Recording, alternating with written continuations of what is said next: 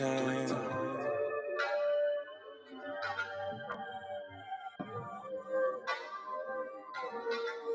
Full time.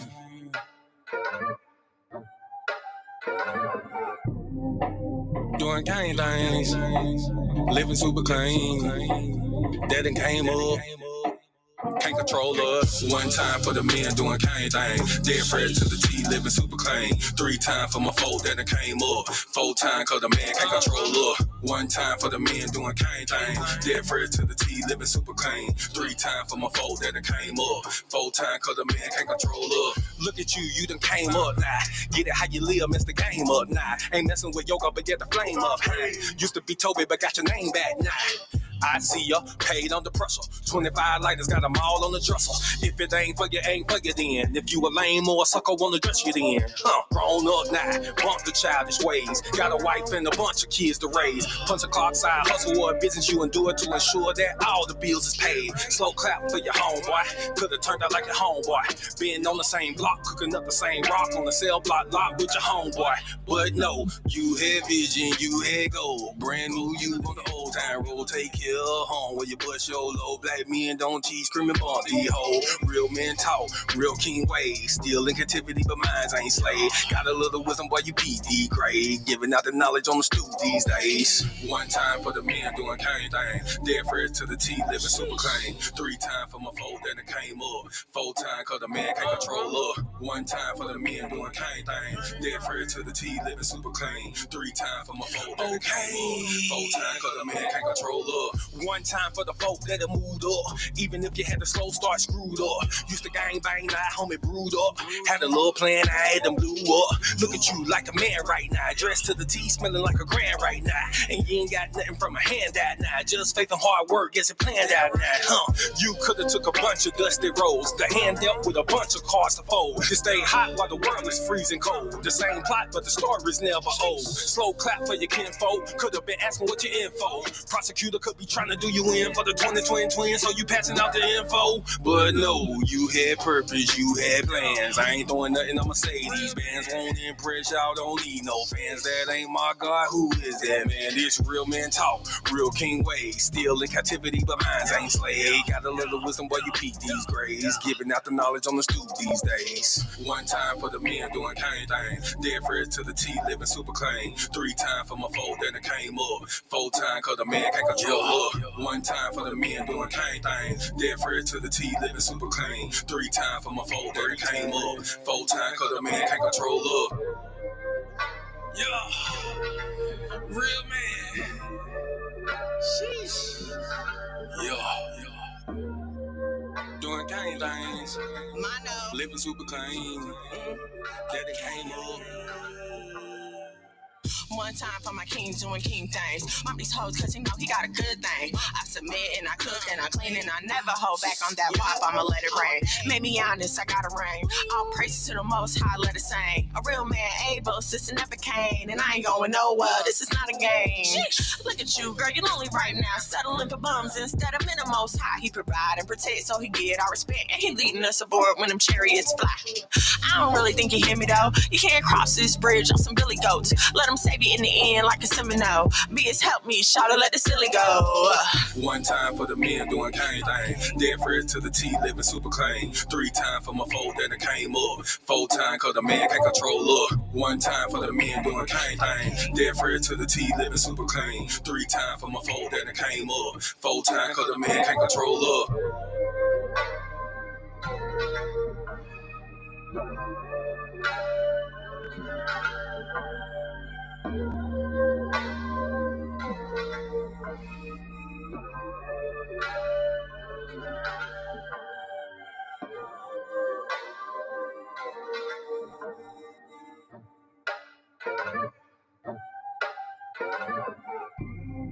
Shalom and shalom, sisters and cousins, and praise the Lord, saints. It's your favorite housewife, Miss Mono. Here we go. Let me get that air horn button going. Make sure my phone is on vibrate. Good evening to you all. Happy Thursday. Thank you so much for being here with me this evening. I pray that your day was a good one. King 7, shalom and shalom. Thank you for joining me. I pray that your day was a good one. Angelina Israel, Shabbat Shalom. If you are just waiting for the sun to go down here like we are, happy Thursday to you guys. All praises to the Most High for another day. It was cooler. It was cooler down here in the South, and summer is back. So all praises for that. I am happy about that. Okay. So usually I come in and do like some little side stories and then get to the main topic, but I'm going to go with the main topic and then we'll work the side stories in, okay? First and foremost, please allow me to introduce myself. I go by Miss Mono's World in these content creator streets, Facebook, TikTok, Instagram, all the places the content creators be. Like, share, subscribe, follow, whatever, they do in Rome. If you are not on the YouTube, please head over to the YouTube at Monologue Magad, MONOLOGMAGAD. Make sure you like, share, subscribe, leave a comment so that YouTube knows, yes, people like my videos. They want to keep seeing this stuff. You can also head over to YouTube for music, and old episodes. Okay. Shout out to my audience on the Side TV. If you have not already downloaded the Side TV app, download the Side TV app on your Roku, your smart sticks. Your Roku, your Fire Sticks, your smart TVs. Y'all know everything is smart. Everybody is smart these days. So yeah, download the Inside TV app. Make sure you support that. Yeah, it did. It was like 78 degrees, right? And in most places that probably is not a big deal, but in Atlanta in August, I was like, what? Lord, help us all, please. They is tearing up the weather with the AI. They is tearing us up, okay? All right, so last week, you guys, Brianta, shalom and shalom, sis. Thank you so much for joining me. Last week, you guys, we said everything is smart, but everybody ain't smart. heavy on that. Heavy on that. Last week, we had a more serious conversation about us being proactive in preventing ourselves from falling into certain situations. And so I kind of wanted to continue talking in that lane, because I feel like we need to go back to basics. I'm feeling like we need to go back to basics to be ready to be joined with another person for the rest of their life takes a certain level of growth, a certain level of maturity. And to do it successfully takes a level of growth and maturity. I mean, anybody can go and say they want to be married, but to do it successfully, it takes certain things. And I'm realizing, and not realizing, but seeing, right? Because people always tell you, oh, you can't duplicate what you haven't seen. Okay, we get that. But I'm venturing to say that we did not understand how much that applies to us as people and how much it will affect the relationships that we're going into. Okay. And so being that a lot of us, I don't want to say the majority of us, but a lot of us did not grow up in a healthy, successful two-parent household.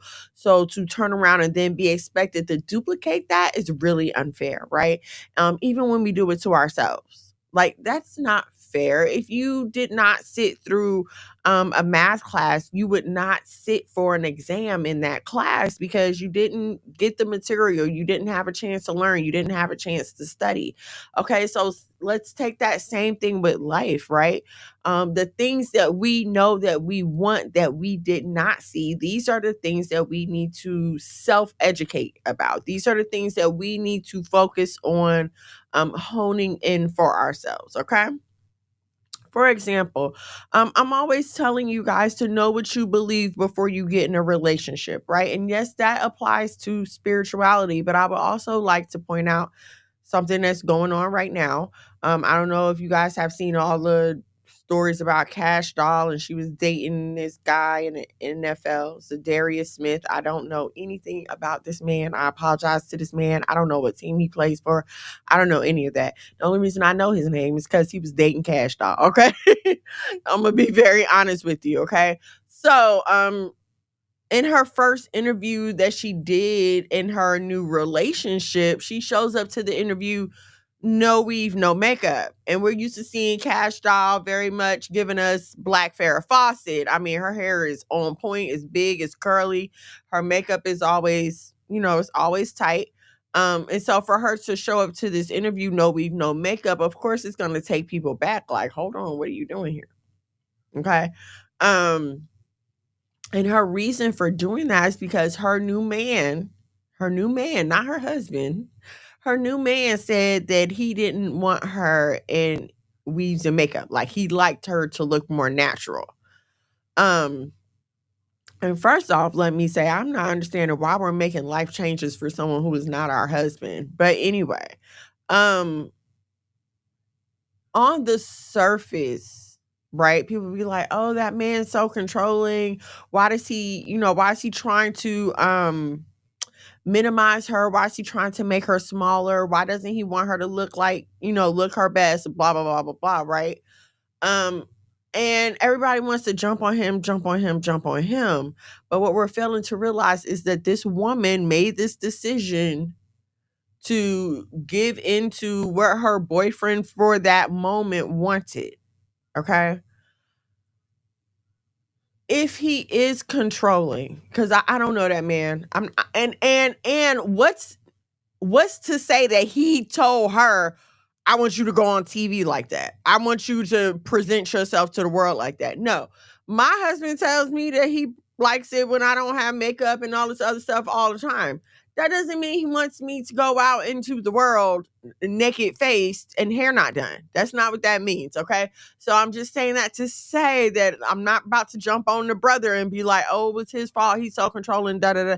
No, ma'am, sis, cousin, you took it upon yourself to do that, okay? The problem is when it's not an idea of your own doing, then it becomes a problem. When you first meet someone, they are welcome to say whatever they want, right? They can say, well, I prefer you with this color, I prefer you with that color, or da da da da da da. Okay, that's all well and good. Some people prefer Big Macs to Whoppers. That does not mean that I need to change myself in order to fit into someone else's preference. But if I feel like I do, let's examine why. Okay. Is it really because this person is pointing something out to you and you can be like, you know what? He might be right. I might not like what he's saying, but this is right. I should do this. Or is it from a place of, oh, I want him to stay. I want him to love me. I want him to see how submissive I am. So I'm going to do X, Y, and Z.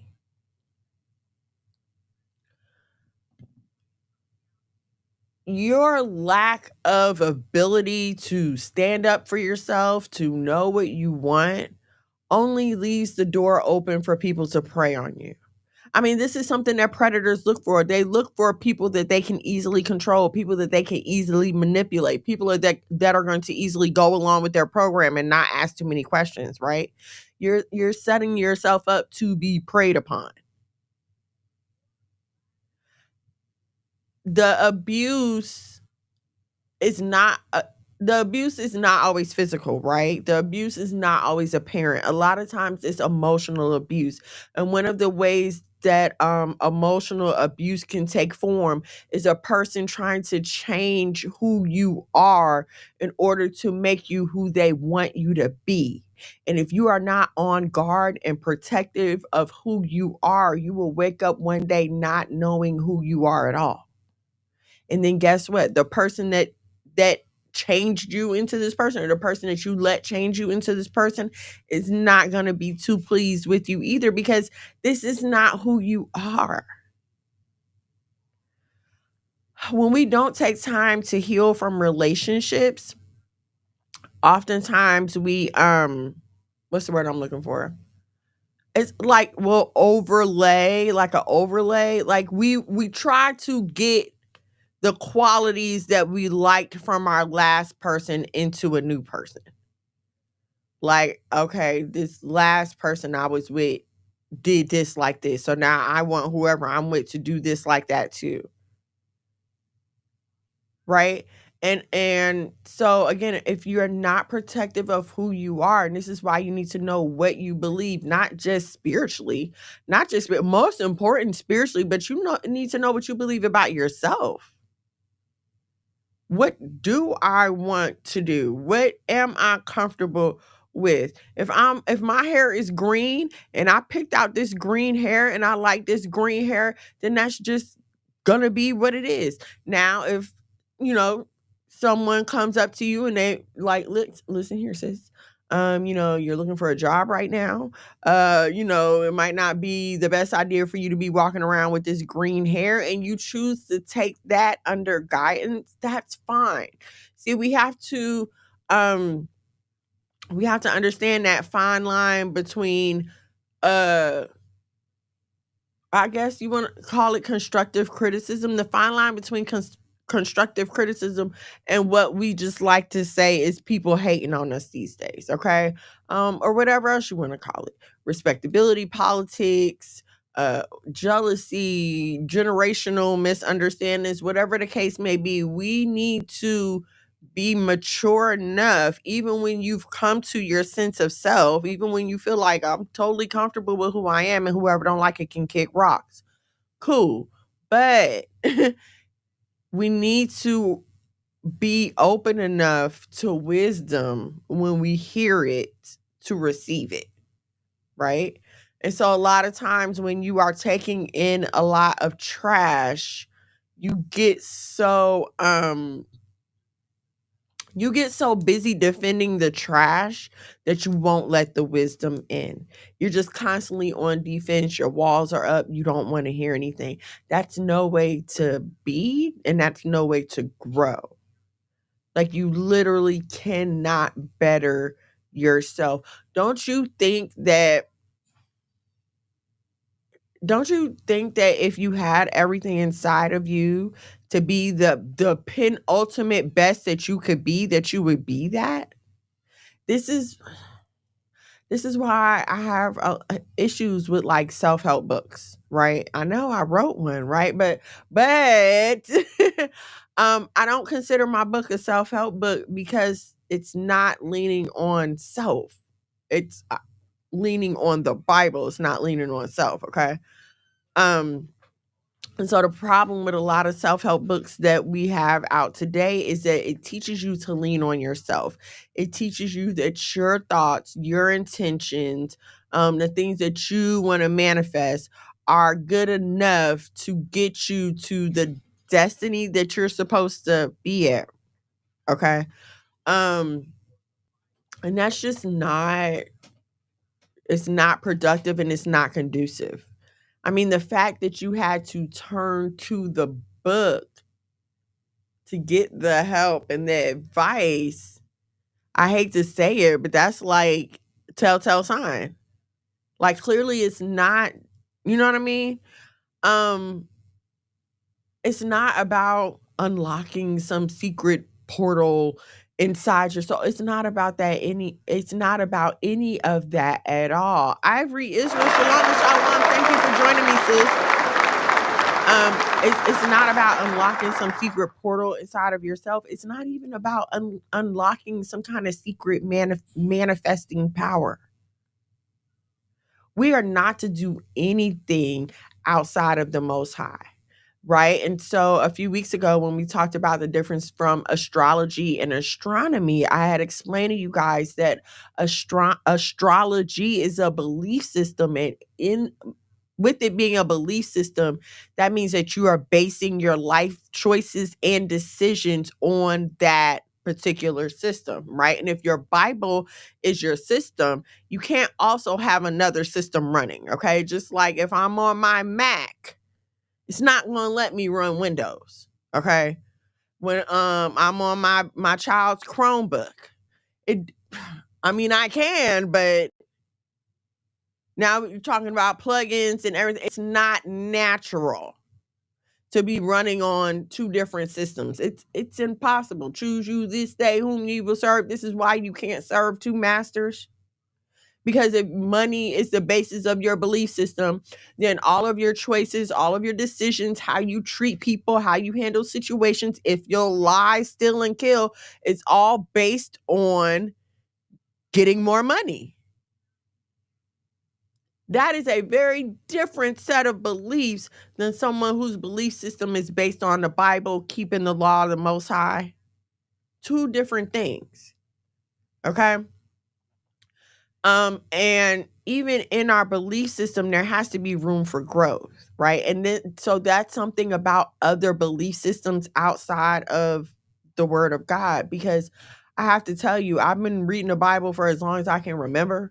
Like, my mom used to make us come in her room at night before we went to bed, and we was reading like 2 or 3 chapters. She didn't care how long the chapter was. She did not care. We were reading it, okay?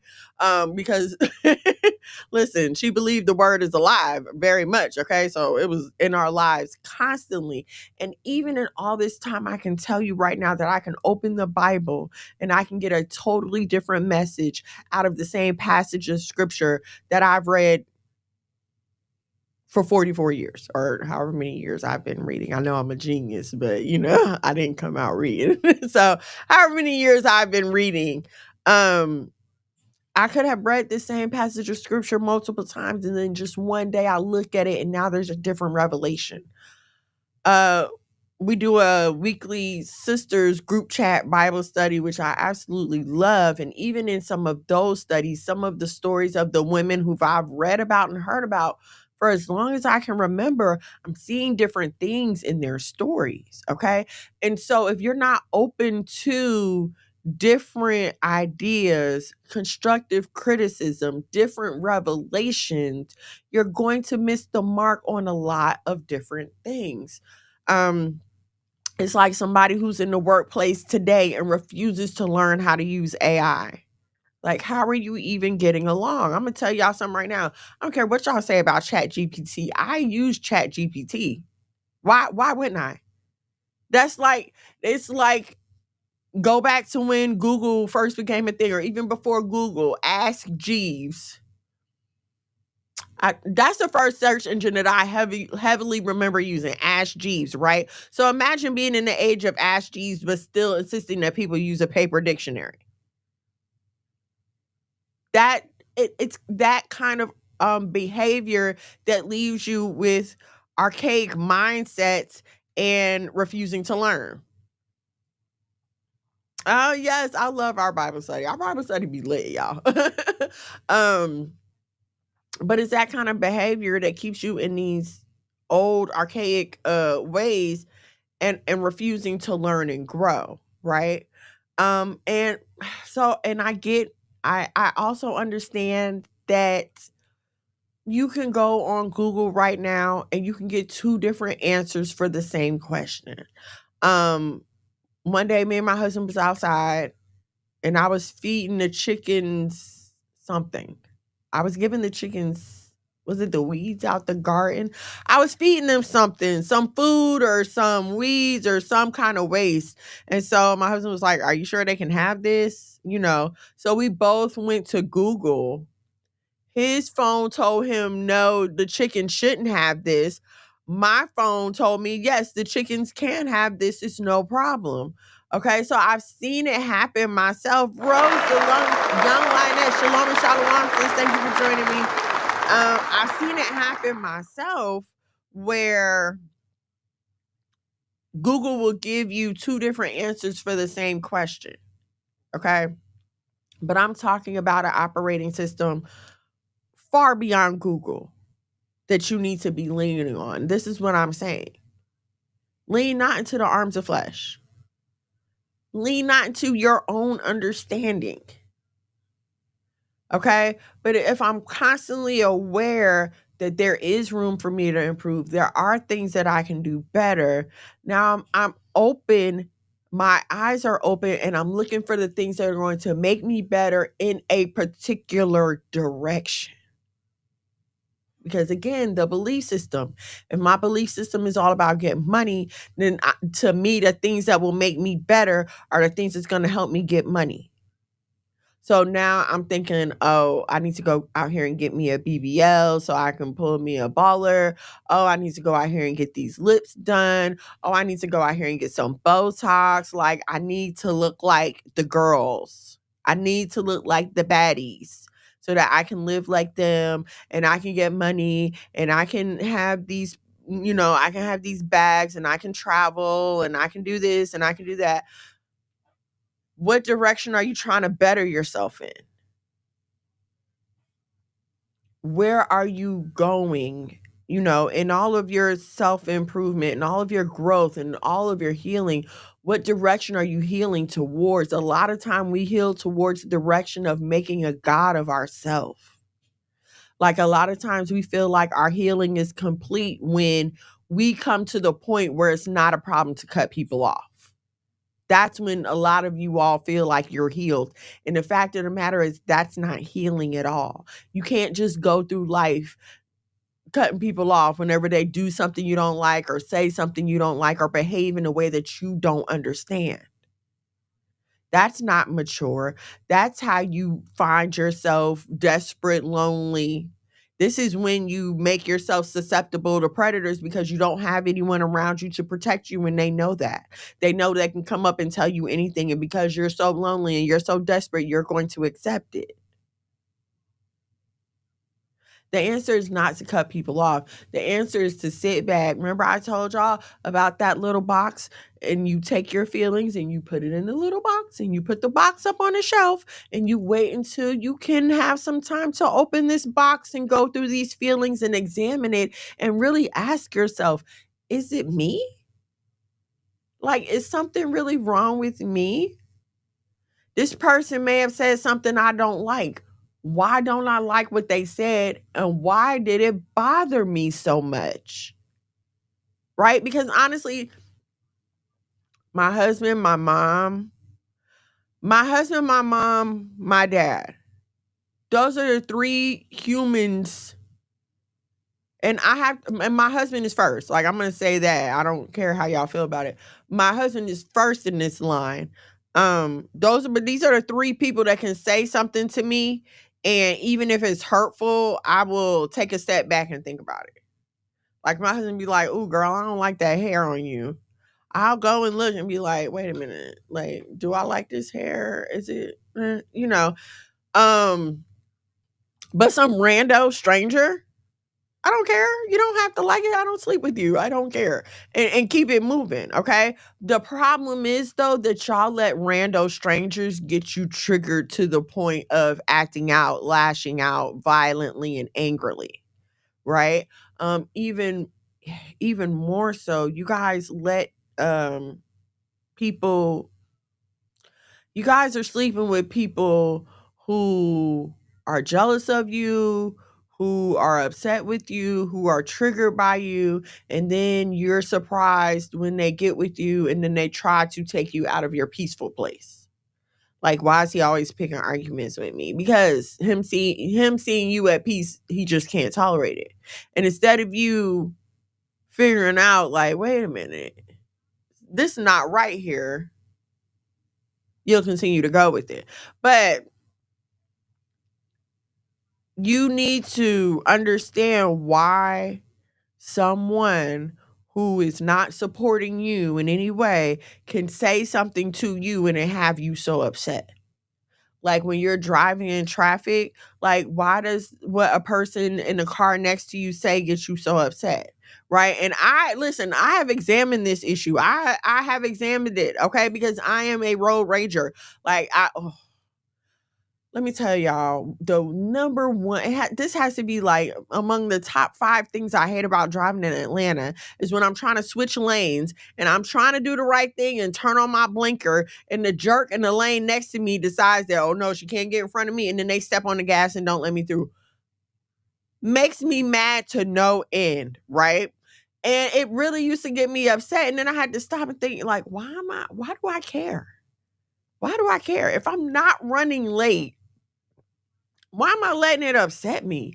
And even if I am running late, whose fault is it that I'm running late? Because like I tell y'all, at the end of the day, once something happens, it's too late to say anything then. So you get in a car accident, it's too late to say anything then. It is your fault because you shouldn't have been late. Okay? So why are you walking around so angry? Why are you so easily bothered? There is literature out, studies out, things are being said about Black women and how we will take our depression and cover it in anger. And this is what we present to the world because we don't have a safe place to talk about our feelings. And anger is the most protective emotion. Like when I'm angry, I'm not going to let anyone hurt me. I'm not going to let anyone get next to me. Okay. And unfortunately, we live in a world where your feelings are not the most important thing. Like nobody is going throughout their day considering you unless you're married. I'm just talking about you as an individual right now, okay? So let's put family, husband, if you have that, let's put that on the shelf here cuz I want to talk to the individual. All right? The people outside of your home are not going about their day thinking about you. Yes, I'm sure you're beautiful. And yes, I'm sure you're lovely. But the person in front of you at the grocery store probably didn't hold the door open for you because they're a jackass. Not because you're, you know what I'm saying? Not because of you. And let me just say this, it has been coming up a lot lately, especially with the whole Black fatigue discussion. In case you weren't familiar with Black fatigue, let's talk about it. Okay, it is this phenomenon. And I'm not going to say it came out of nowhere because somebody made this word up and released it into the lexicon. Okay. Black fatigue has not been, I'm sorry, I've never heard the phrase Black fatigue in 44 years. And I was thinking about this in the shower. Like, where did this word even come from? Someone came up with this phrase and released it into the lexicon, and now it's a thing. Okay. And with that being said, Black fatigue is just a feeling of being tired of Black people complaining all the time. That's literally what it is. Okay. And even Black people are claiming to have Black fatigue because why are Black people? You just complain about everything all the time and everything is racial and da da da da da da da da da. So I'm saying that to say that guess what? The guy in front of you may not have held the door for you. It may not have anything to do with you being Black. He may be in a rush. He may have to go to the bathroom. He may have left his kid in the car. He may have left his car running.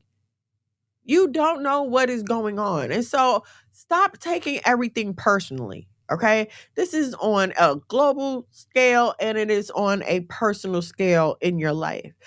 Everything, I don't remember what I was reading, but it said, your life is your movie and you're the main star, but no one else is watching your movie. No one else sees life from the perspective that you see it. This is what makes us all individuals. It's the fact that I can look at a lily and I can see a peaceful symbol of beauty and joy, and you can look at a lily and be like, what the heck is that? I don't like that. It'll bring me a rose. It's these little different nuances that we have about us that make life interesting, that make us able to partner up and help each other because you're not the same as me. You may have something that I need and I may have something that you need. Right? And I have to say, like, this is the reason why it's hard for a lot of us women to be friends. I have to say that. And I have to say that, like, when I first came into the Israelite community, coming out of church, I'm thinking like, oh, okay, so these women are more enlightened. These women are more enlightened. It's going to be easier for me to find friends here. It's going to be easier for me to find sisters here because these women are on another level. And I'm here to tell you that I have found that just like in church, it's just the same people that you meet in the street. It's the same people. Some of them cool, some of them not, right? The problem is that some of them have decided to put on disguises, and so you can't spot them as easily. And so I'm saying this to tell you that predators don't just come in male form, they come in the female form too. It's women out here seeking nothing more than to live off of your misery. They want you complaining. They want you upset. They want you heartbroken because the minute you have some good news, all of a sudden they can't be available anymore. But if you call and be like, girl, I got some tea and he did this and this happened and da da da da da, and I can't figure out how I'm gonna do this, and this person getting on my nerves and that person doing that. As long as your conversation is downtrodden, they are there for you, honey. Anytime you want to call, you just pick up the phone. But the minute things start going in your direction, the minute things start turning around, all of a sudden they can't be there for you anymore. There are people who live just to hear of misery because they're miserable themselves, and misery loves company, but not any kind of joyful company, not any kind of company that's going to help bring it out of its misery. It's just looking to commiserate with more misery. If you're around somebody who has nothing good to say ever, what makes you think that they are going to have anything good to say about you? If they can't speak positive of their own life, if they have nothing good to say about their own life, what makes you think they have anything good to say about you? And why is that somebody you want to be around? I mean, listen, even the Bible says, as a man thinketh, so is he. Out of your mouth comes the issues of your heart. It's just like when we talked about the whole music situation, and scientists say they don't understand how music influences people's emotions, but it does. The words that people are saying around you influence your emotions. If you're around somebody and all they do is complain all day, when you leave from them, check your spirit. You're going to be feeling down, you're going to be sad, and all of a sudden nothing's going to be good enough for you. And then you got to sit back and be like, well, wait a minute, now I was perfectly fine before I ran into so and so. Now all of a sudden, like, why do I feel so heavy? Why do I feel so burdened? Yes, pray for that, sister. I know a lot of y'all is super saints. Well, you can't, you gotta stay and you gotta pray for them and you gotta pray them through, not at the expense of your own sanity, ma'am, sis, cousin. Not at the expense of your own sanity. You can be a distant prayer. You know how they have like silent partners? You can be a silent prayer partner.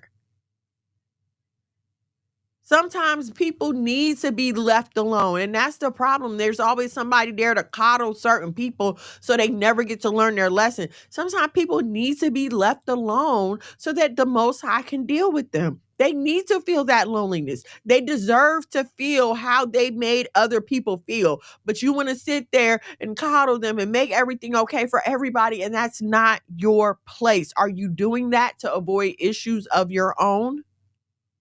Because I don't understand why, for the life of me, you would want to go through somebody else's struggles. Have you not had enough struggles of your own? I got my own family and I have to deal with their emotional turmoil. I'm not looking for nobody else's nothing to be responsible for. I got my homegirls. They know they can count on me, but randos, I will pray for you. But I have been through enough in life to know that there's just certain things that I don't want in my life. Certain spirits I don't want to deal with. If you are malcontent and nothing makes you happy, I don't want to be around you. You ain't happy at work. You ain't happy at home. It doesn't matter whose fault it is. These are the decisions that you made. And so if you find yourself in this situation and you're like, what? I don't deserve any friends. Why does anybody have to put up with? Why don't you care enough about yourself to do something to change your situation?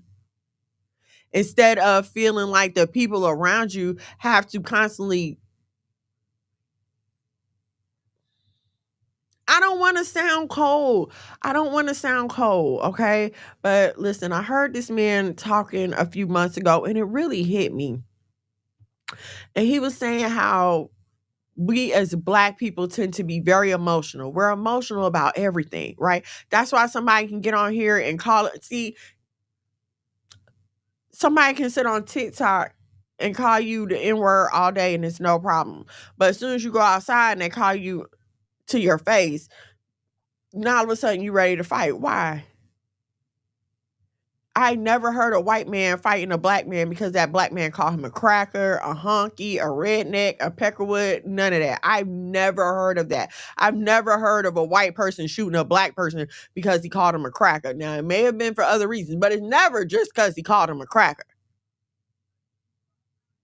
But it never fails. A non-Black person says the word nigga and y'all lose y'all mind. You going crazy in the comments. You going crazy on the video. And now hear me. Listen, sometimes the Lord's work is being done. There was a video recently of this Black man going door to door. I don't remember what he was selling, but this white couple came out and read him for filth, was calling him all kind of names. Now they were doxxed and they lost their jobs. Okay. I'm not talking about stuff like that. Like that, hey, he put it out there and social media handled their business as they should have. Okay. But what I'm talking about is a white man walking by you and he calling you a nigger, or a white man on the job calling you a nigger, or the person at the gas station and now you want to get all upset, you want to fight, now you in jail.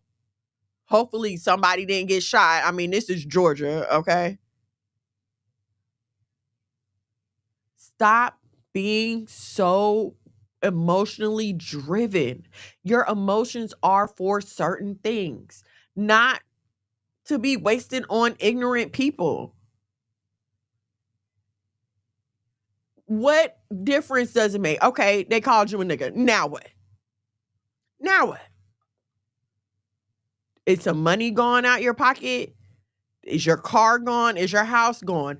Did that affect your day in any way, shape, or form? It doesn't.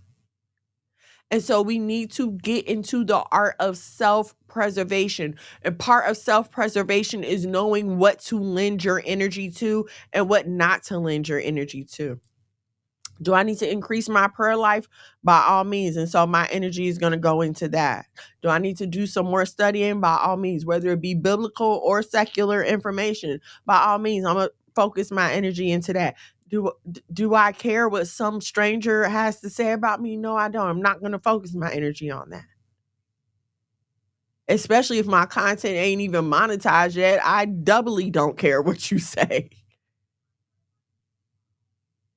Self-preservation has to be the name of the game for us, ma'am, sis, cousin. In every move, you should be thinking, is this helpful for me? Is this leading me down the path that I want?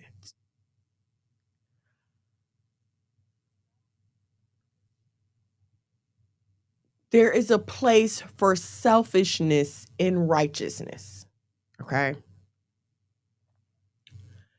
My heart's goal, my life mission, the desire of my heart is to please the Most High, keep His law, statutes, and commandments, and keep my faith intact. I'm selfish about this thing. This is the most important thing to me. Nothing means more to me than my relationship with the Most High. And I'm going to be very protective of this thing. And if anyone or anything tries to come into my life and tries to separate me from the love of God, it's going down. Like, no, now this I will fight for. What are you currently fighting for? I'm not asking you what you want to be fighting for. What are you currently fighting for? What is that thing that's got you so bound up, so upset, and so triggered, but yet you can't seem to let it go out of your life? Whether it be a person, whether it be an addiction, whether it be an emotional issue, whether it be a regret, a memory. What is it?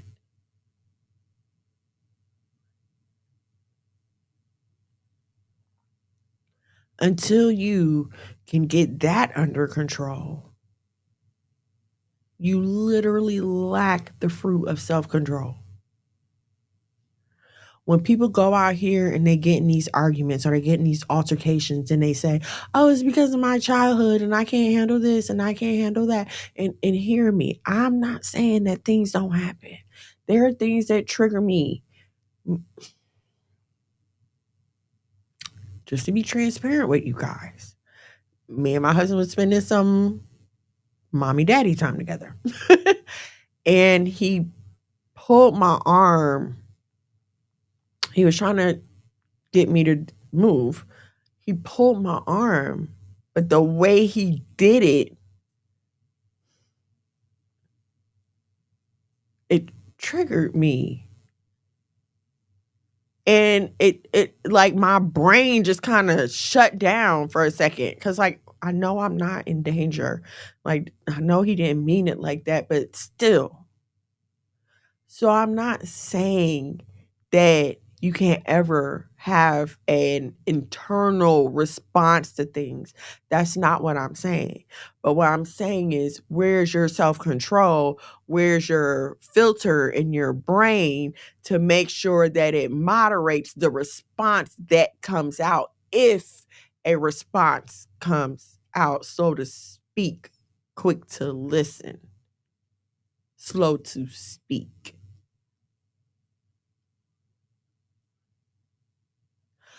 So we were talking about JL in our sister study Bible chat yesterday. Like, share, subscribe, turn on your notifications so you know when we go live here at the House of Mono.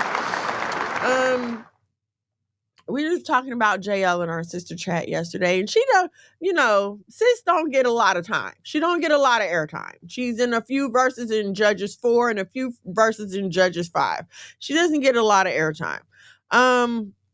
But one thing we did discuss about JL is the manner in which she was able to lure Sisera into her tent. For those of you who are not familiar with the story, Deborah and Barak were going off to war with the Canaanites. I think it was King Jabin and the Canaanites. And his general Sisera was cool with JL's husband. Like they was friendly, okay? So they're at war and the Most High sends a spirit and Buddy start running, right? So he runs into JL. He like, oh, that's my homie's wife, right? So, she's like, oh, hey, yeah, come by the tent, relax a little bit. I see you out here warring and whatnot. You look a little tired. Let me, get you some milk, make you a sandwich, whatever, come by the house. Okay. And so he comes by the house. She give him some milk. They chit chat. She's like, yeah, just lay down and take a nap. Here you go. Hands him a blanket and everything. Next thing you know, there's a tent spike through his head and she's showing everybody a dead body. Okay. But the manner in which she was able to lure him is what we discuss, right? Because unfortunately, we as women in this day and time have been given this archetype of the strong, independent Amazonian woman, and she don't take nothing from nobody, and she's gonna get in your face and she's gonna tell you and blah blah blah blah blah blah blah. But that's not what this sister did at all. She didn't walk up to him with a spear and try to chuck a spear into his chest. She didn't do any of that. She used what she had to her advantage. And this is what I want to, I love when things like this happen, right? Because what I've noticed lately is a lot of times people will have things happen to them. Ladies will be in incidents, will be in situations. And instead of us leaning on the power that we do have in our femininity and our beauty and our softness, we will try to use the weapons of war. And now we want to cuss. Now we want to fight. And now we out here looking crazy. Listen, I know what the people in 2025 are telling you, okay? I get it. I hear it all the time. Women should be strong. Women should be independent. You don't need a man to do anything. You can change a tire. Listen, if y'all ever see me on the side of the road changing a tire, call the police cuz it is bad, okay? But I'm saying that to say a lot of times when you're angry and you can't figure out what's going on with me, what's wrong with me, a lot of times it's because you're using the wrong weapons. You're using the wrong weapons. You're yelling, you're screaming, you're trying to fight. You want to prove that you're the big bad wolf instead of sitting back and letting the Lord fight your battles.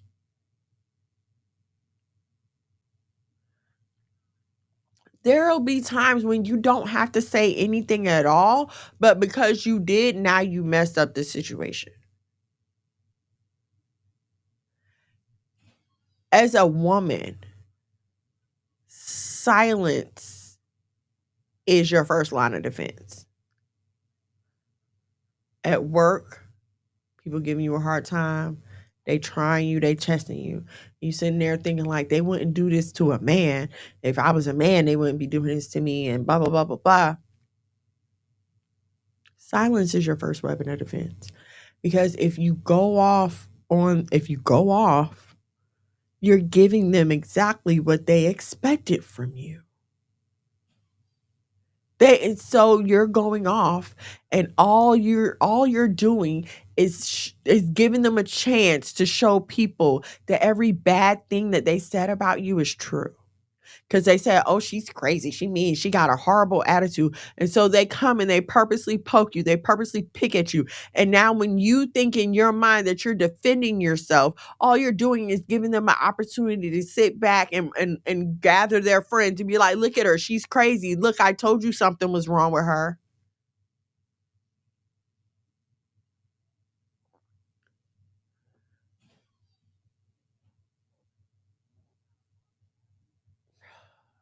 If someone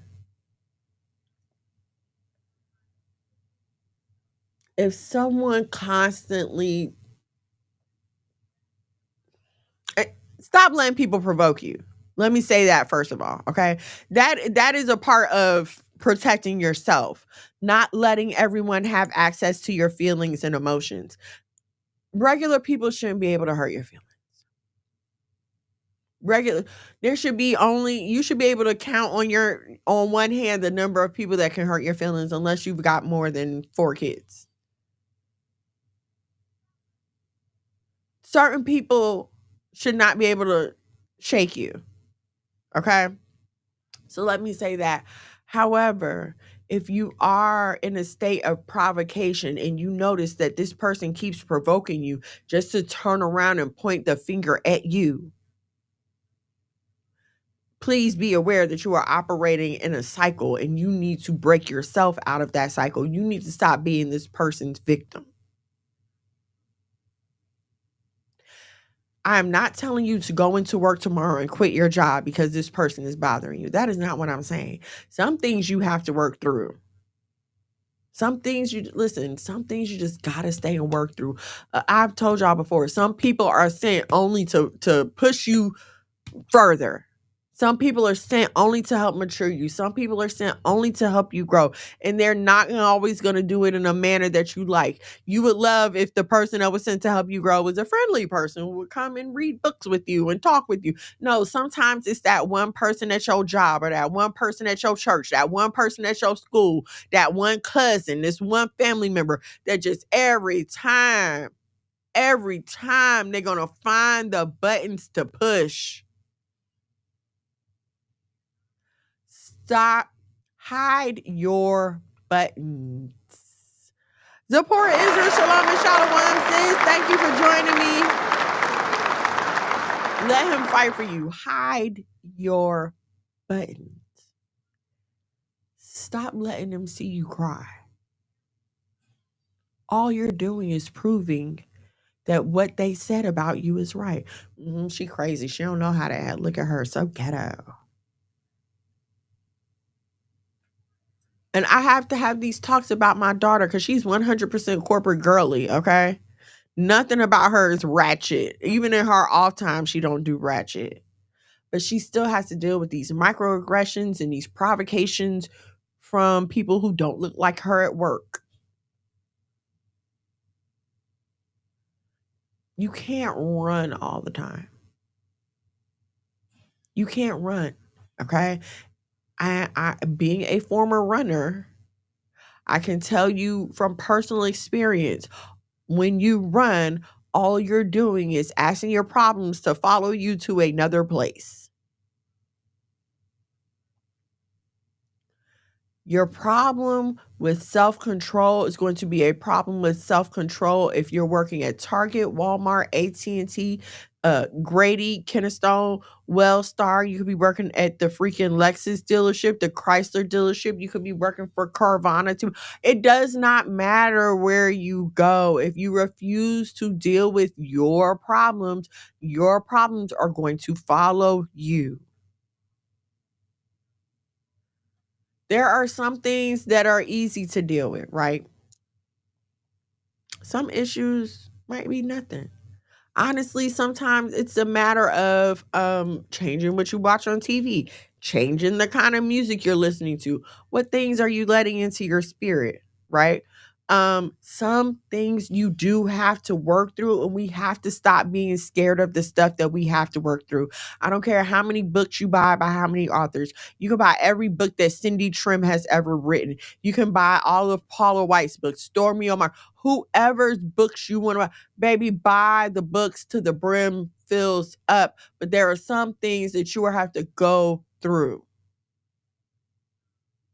Some adventures you have to walk through, right? Like there's this game I play called Knighthood. And in Knighthood, after you beat like a certain level, you can go back and do what's called a raid, where you don't have to fight that level anymore. You just get all the gifts from it, right? But y'all are trying to raid without beating the level.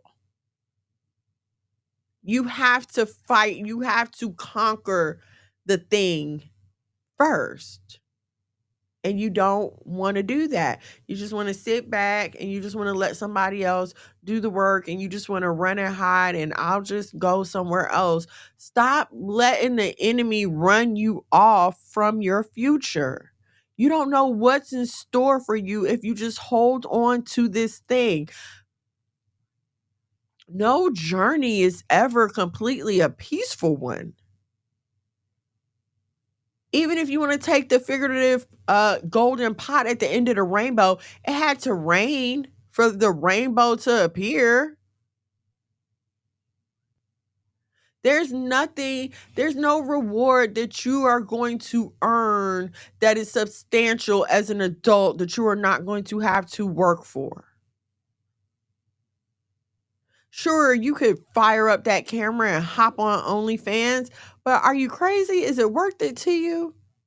Is it worth the delay in your destiny that is going to cause? Hear what I'm saying here? Like, share, subscribe, turn on your notifications so you know when we go live here at the House of Mono. Hear what I'm saying here, right? Because you're on your path, right? Whether it be school and work, or whether you're just working full time and you just trying to, put your bricks in so you can get a promotion, or whatever the case may be. So you're on this path, but you let the belief system of money, money, money get in your face. And so now, instead of you continuing on your path, you done went and got on OnlyFans. Now you started taking dates. Now you started doing parties. Whatever you sex workers are doing this day, whatever you sex workers are doing today, you've decided to take this route instead of continuing to grow where you are.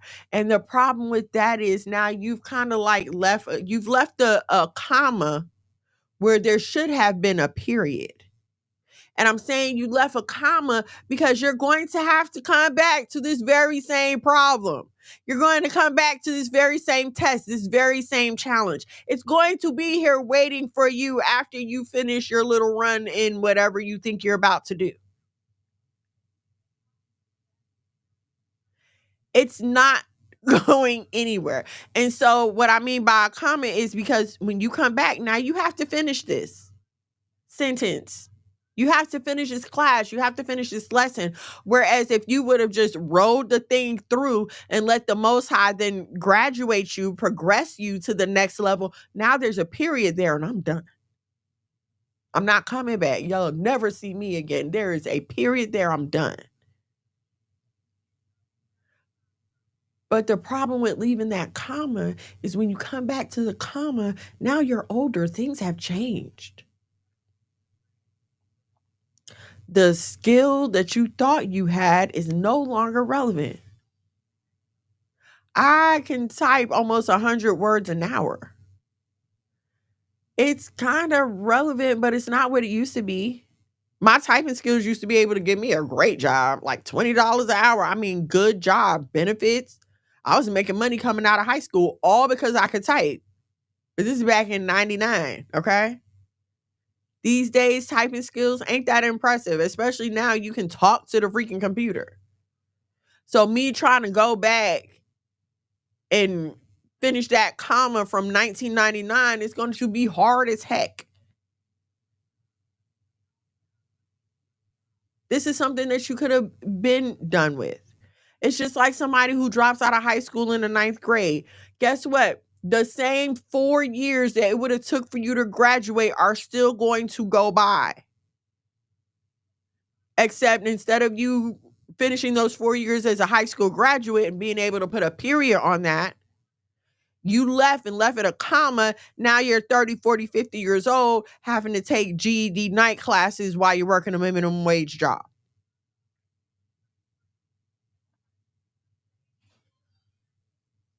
Get serious about yourself. There is plenty of time for you to worry about a husband and children. It will come, okay? And when it comes, it's going to require all of you. I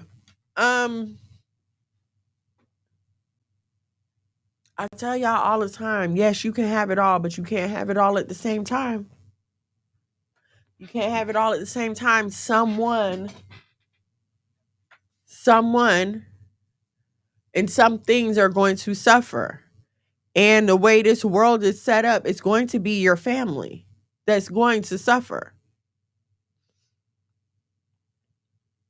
If you live the season that you're in to its fullest, now you can enjoy your next season without having to look back and regret and wondering, well, if I would have, and what if this, and what if that. And don't get me wrong, opportunity costs are always going to exist, okay? There's always going to be the, well, what if I had went this way, and what if I had went that way? But it is a different thing to look back and wonder, and it's a different thing to look back and regret. Your look back and wonder is like, what if I would have, that would have been funny. Ha ha ha. Your look back and regret is, dang, I wish I would have. Will I ever get a chance to?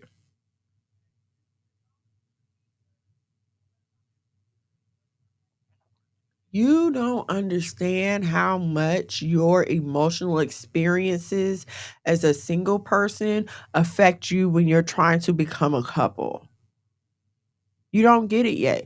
You don't have that constant mirror in your face. But even before you start considering that, how fulfilled are you? How content are you? Or are you being complacent right now? Are you resting on your laurels? Are you resting on your current relationship with the Most High? Y'all are good. I mean, things could be better, but you're good. There's more out there, so this is the difference between being content and being complacent. And a lot of you all are frustrated because you've become complacent and don't want to do the work. And so now you're angry when you have no one to be angry with but yourself. And I say this with all love. I don't say this with condemnation. I don't say it in judgment. I say you have no one to be angry with but yourself, because the moment you take responsibility for your life is the moment that you give yourself the power to change it. If everything's my mama's fault, my mama's fault, my mama's fault, now I'm waiting for my mom to come and apologize, to make some grand gesture. I need her to wave some magic wand and make everything right. But if I say, you know what? These things happened to me, but I did not have to react that way. Now I'm allowing myself the opportunity to go back and say, okay, well, what will we do different next time? But if I never say I didn't have to act that way, now where's the opportunity for me to say, what can I do different next time? If it's always my mama's fault, guess what? She's not going to get another chance to raise you. And I know in this day and time of everybody's got triggers and everybody's got problems. Listen, I need y'all to hear this. You cannot turn back the hands of time no matter how much you want to. You're never going to be 20 again. You're never going to be a teenager again. Your mom's never going to get to raise you again. Your dad's never going to get to change his mind about your mama. Like, there's nothing you can do about any of that. Stop walking around weak with excuses. That's all excuses do, is weaken you. Yes, there's a reason, and now that we've discovered the reason, cool. How can I take this reason, word it to empower myself, so now I'm opening myself for change? If my reason is, they bullied me in high school, and so now I'm just horrible and mean to people, how can I change this? Yeah, I was bullied in school, but I feel like that gives me a greater sense of empathy for others who may be in an underdog position. I'm going to use this experience to spread kindness to those around me. I'm going to use this experience to help me in ministry, to help me to be able to reach out to people who are also feeling the same way that I'm feeling. But until I take it and I own it, I can't do anything with it. All it's ever going to be is, oh my God, they were picking on me. And we can't do anything with that. You're in a constant state of complaining instead of empowering. When we talk about empowering women in the modern sense, it hardly ever comes down to self-reflection, responsibility for your mistakes, and repenting from your sins. It's always some kind of, oh, you can manifest the future that you want. No, you can't, because you're crazy. Nobody can deal with you. You're emotionally unstable. You run from problems. You're miserable. No, you can't. If you need to start journaling, then you need to start journaling. I'm going to tell you that it's been effective for me. And I love more than anything when I find an old journal and I can read back, even from like the beginning of our marriage. Because like recently I found some of my old journals from when we first got married. And so just to look back and read and see how much we've grown as a couple, how much I've grown as a person, is just like wonderful. One of the best things. So I definitely suggest it. You don't have to sit down and do a whole Dear Diary and all this other stuff. No, if you see something that stands out to you, write about it. You see a verse, you come across a scripture that is pertinent to you, write it. Write about how it makes you feel and then keep going.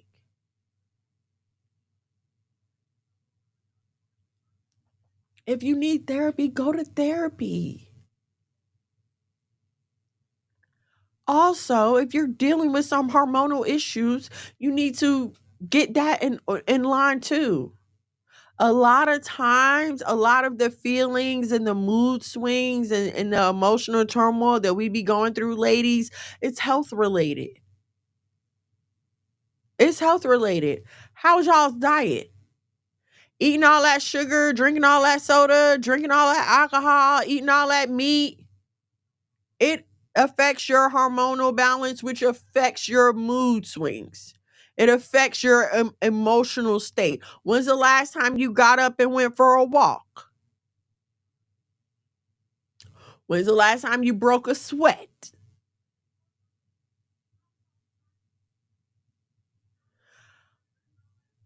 We have made mistakes in the church by over spiritualizing everything. We over spiritualize everything. Everything can be prayed away. It doesn't matter if you're depressed. I never forget the first person that I remember taking their own life. We were in high school. And I'm like, well, wait a minute. And so it started becoming more frequent that people in church were ending their own life. And it's become apparent, like, wait a minute, no, this is a deeper issue. Yes, pray, but where's the work? Faith without works is dead. We need to start applying that to every area of our life. It doesn't just apply to scripture. It's not just some words in a book. Is the word of God alive to you or not? If it's alive, then use it. Use it. Faith without works is dead. Yes, Father, I have faith in you to help me correct my mood swings, my emotional health. I want to be more emotionally stable. Show me the work I need to do. Sometimes it's pushing away from the table, closing the refrigerator, getting up and going for a walk, choosing an avocado instead of a bologna sandwich, choosing a salad instead of a burger. It really is things like that. Getting up and going for a walk instead of just sitting in the house binging all day.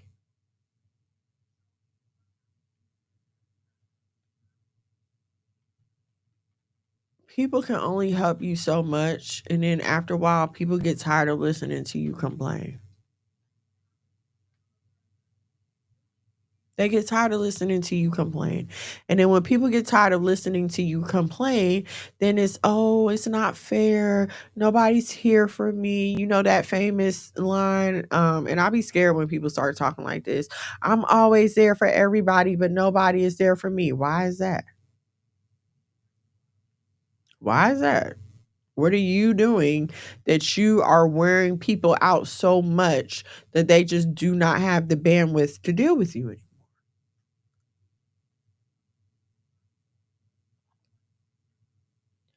You cannot be a solid part of a two until you are a solid one. And I want us to work on being solid ones. I owe y'all an apology because I know how it feels to be single and have this woman talking to you about being married, right? And if you feel like I focus my ministry too much, like that's all she talk about is having a husband, that's all she talk about, that's all she talk about, then let me apologize to you. Let me apologize to you. And so with that being said, let's go back, like I said, to the beginning steps. Because no love is worth dying for. I don't care what he is doing to you. I don't care how much money he's giving you. I don't care how much he's smacking it up, flipping it, rubbing it down. No love is worth dying for. But you've got to love yourself enough to know that you are more valuable than for your life to be lost because someone can't control their emotions.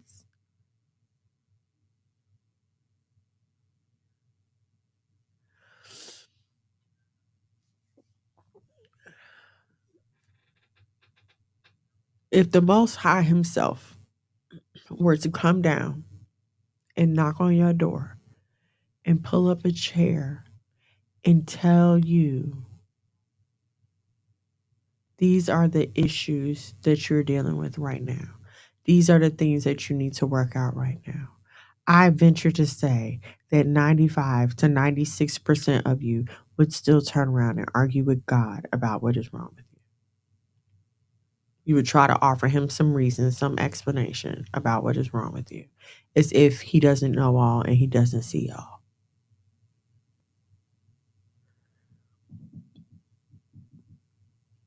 Stop always being in such a fighting stance.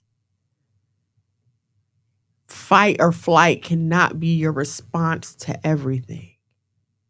It can't always be, oh, I'm going to cuss you out and I'm going to cut you off. I'm going to block you. I'm going to do this. I'm going to do that.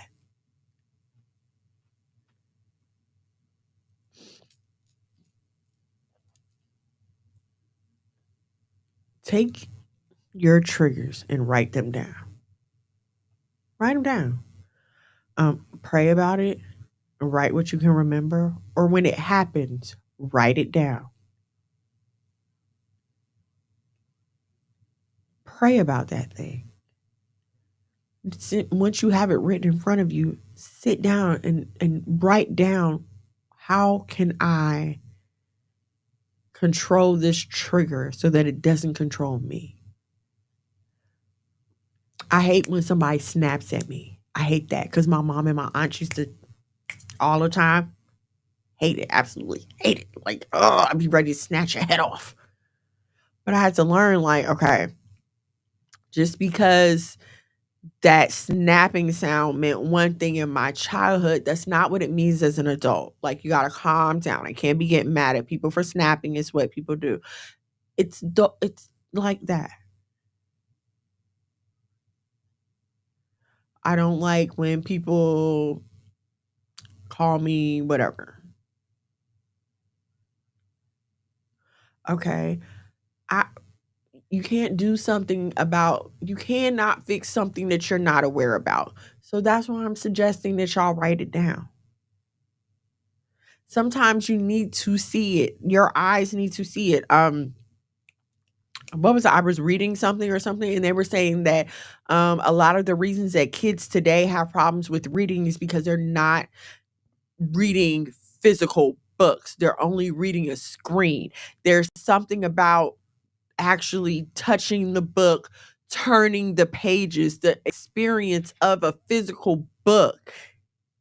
Obviously, there's a connection between that and retaining the information, because the kids who are learning to read on screens are having trouble retaining the information that we had no problem retaining as kids. And so there's something to be said for the physical act of reading and writing and seeing. And now I'm engaging my senses in this activity. So now it becomes an experience. Hiking, they say, is better for your mindfulness than walking because it requires more of your senses. When you're walking, the ground is flat, one foot in front of the other, pitter patter. When you're hiking, there are rocks, there are stairs, there's a hill to climb. You have to look where you're going. There's usually more nature around. Trees are in the way. I got to move this. I have to touch that. I got to look here. I got to make sure I don't. So more of your mind is enveloped in the moments, and it allows you to relax and be in your moment. Okay. And so what I'm saying is, when you are writing and reading, now you're engaging more of your mind in this exercise. Now I'm thinking with more of my senses about what can I do? And listen, I'm not saying these things have to be of your own power. Let's be clear. Do we believe in faith and work or not? The problem is this world tries to separate the work from the faith. Like The Secret and what other book was it? I know it was The Secret and some other book. But like a lot of those self-help inner work books, they want to separate the work from the faith because they'll tell you the same thing. Oh, keep a journal. That's the number one thing people will tell you when you're, trying to do emotional work, trying to do mental work. Keep a journal. Yeah, you should do that. But you doing the work of a journal does not negate the job of your faith. You pray before you start writing in that journal.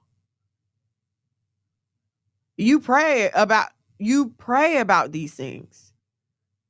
You're listening for instruction from the Most High. However he guides you, you're looking for these instructions. You're watching for these things. But I'm going to do what is humanly possible to join with my faith to change my situation. It's just like a man that sits around all day and says, well, I'm praying for a job. I'm praying for a job. But are you getting up and looking for said job? You can pray all day. But if you don't get up and put action to your prayers, what are you giving the Most High to work with? Never in the Bible does it say that this person was just sitting there in their house and then here came the man or woman of their dreams. I have never seen that. I've never even heard of it happening. Things don't work like that. I want more money. I want more money. Listen, sometimes checks come out of nowhere, and praise be if that happens to you. But 9.89 times out of 10, your answer to your prayer for more money will be an opportunity to work. Atticus, ladies and gentlemen. Where's Paxton? Paxton sleep already? Yeah, the answer to your prayer for more will be an opportunity for you to get up and go work. It's not always gonna be in the form of a gift, babe. Okay, you don't have a great uncle, a great rich uncle somewhere. You are not related to Daddy Warbucks, and he about to die and leave you all his money in a will. None of that is happening for you. You're black. There is no generational wealth. I'm just saying, like, come on. Get up and do what you have to do. Listen, that is the first way that you can protect yourself. If you have the time, the ability, and can afford it, go to school. Get you a career. Some of y'all are entrepreneurial. Listen, I wish I were more entrepreneurial. My husband, that is his gift. And I wish I had more of that. And for those of you that have that, work it. Work it. You can have the gift, but if you're not out there displaying the talent, then your gift is going to waste. Okay, you saying, "Oh, I can work for myself." Then do it. Then do it. Then how you gonna get the sales if you're not advertising? How is the Most High gonna present an opportunity for you if you're not letting it be known that this is something that we're gonna do? Listen, we got 7, 8. How many bouncy houses we got? We got some bouncy houses. How many? 6 or 7. We got some bouncy houses, right? People rent them, and that's a stream of income for us. But if I don't ever advertise and tell people that we have the bouncies for them to rent, then they're just going to sit there collecting dust, not making us any money, and we going to be in here praying like fools, talking to the wall. Because you have the resources, you just won't use them. Well, I don't have any resources. You got a healthy, functioning body, don't you? That's a resource. Health is a resource when it comes to income. You have the health, you have a present mind, you can get up and do something. Stop letting these people shame you about having a regular job. Okay, you work at McDonald's, Okay. That's up to you to stay there or not. I remember when before me and my husband got married, I was talking to my dad, and I was like, how do I know if I'm making the right decision? Like, I'm how do I know I don't want to mess up again? And he told me, make it the right decision. It's up to you to make it the right decision. You get in there, you work your plan, you do what you're supposed to do, and you come out with the ending that leaves people awestruck to the point where they can only say, oh, well, this must have been meant. God must be blessing them. And I'm telling y'all, that's our personal testimony today. Me and my husband was just talking about this, how people used to talk about us when we first started our businesses. Y'all need to get jobs. I don't know what's wrong with y'all. Why y'all out here trying to do this? You need to go and get a job, and calling us crazy. And they was taking trips and we was staying home, and we was gardening and homeschooling our kids, and they was going out eating all the time. And now look, we're in a situation right now where can't nobody say nothing. You can't say nothing. We bought a house. We have 2 vehicles. Like, our bills are paid. Our kids are educated. We growing our own food. We got chickens in our backyard. Like, all praises to the Most High. We don't have to go asking nobody for nothing. We made it the right decision. And that's what I'm saying. Make it the right decision. Well, this is what my dad was saying. You decide to take that job, make it the right decision. Get the most out of it. You want to go back to school, make it the right decision.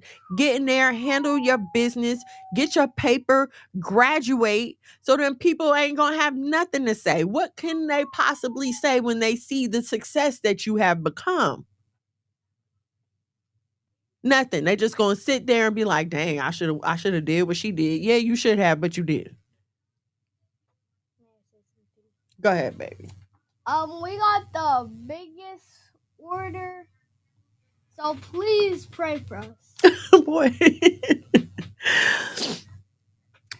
All right, so I just wanted to share that with y'all. And I think I'm gonna continue moving in this vein until, I feel like the Most High is saying to do something else. But like, please, I hope y'all hear my heart. Like, I hope what I'm trying to say is coming through. Because like I said, you can't be part of a solid couple until you are a solid one person. You have to be a solid one person. And it not even for the purpose of coupling, but for the purpose of you living your best life, your most fulfilled life, right? The man with the story of the Lord who left his servants with the talents, right? One buried them, one got a little bit back, one got a lot back. What are you doing with your talents? And guess what? When your Lord comes to collect your talent, he's not going to want to hear about the person that picked on you and how you had such an awful mom and how the white man is oppressing you and keeping you down and how you can't get no place as a black person in America. He's not going to want to hear all of that because he knows what he invested in you. He knows what he invested in you. He knows what he gave you. Okay, I gave you this $1,000. I gave you this $1,000. NVIDIA is doing numbers right now. AI computer chips off the chain. And instead of you taking that money and at least putting it in some AI computer chip stock, you just left it in under your mattress. Or you just went and spent it on one pair of red bottoms. You know how y'all like to do. Where is the return on my investment? No, ain't no excuses to be heard. When you take that money instead of paying your light bill and you decide, well, I'm gonna go out here and ball out with my friends, you can't then turn around and send an email to the light company and was like, well, it was more important for me to ball out with my friends. I ain't got y'all money right now. Y'all just gotta wait. They don't care. Your lights is being turned off.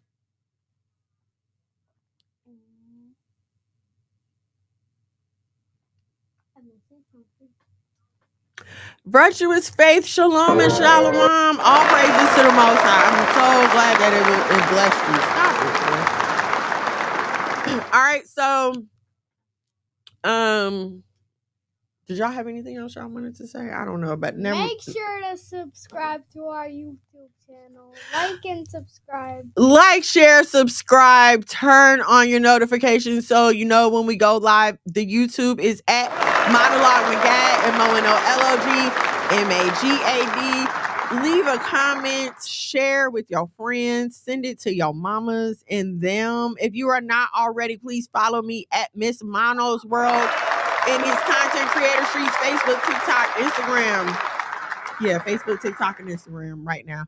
I'm on Snap, but it's kind of boring, so I don't really be on Snap that much. But I'm on Snap too. So yeah, if you're not following me, go ahead and give me a follow. If you are not following my oh so sexy, oh so handsome, if you're not following my husband, you can also follow him in these content creator streets at Monologue Magad, MONOLOG MAGAD. I pray something that I said was helpful to you, whether you're listening live or on the replay. I can be reached at missmonosworld@gmail.com. Questions, suggestions, whatever you guys got.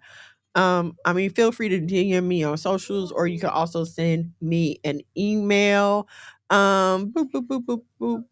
Trying to think, do we have anything coming up? Make sure to rent some bouncies from top tier parties if you're in the Atlanta metro area.